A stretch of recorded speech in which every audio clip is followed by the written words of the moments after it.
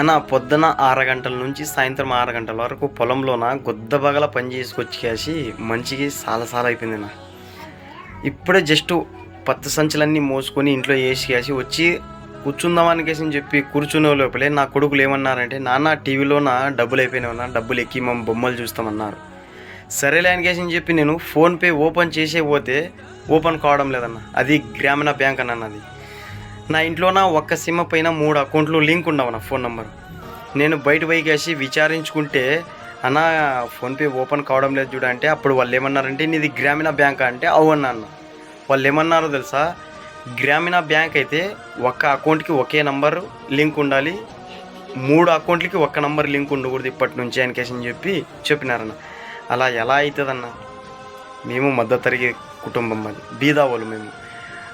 ఒక్కొక్క సిమ్కి recharge చేసుకోవాలంటేనే గుద్దచిని chat అవుతుందన్న.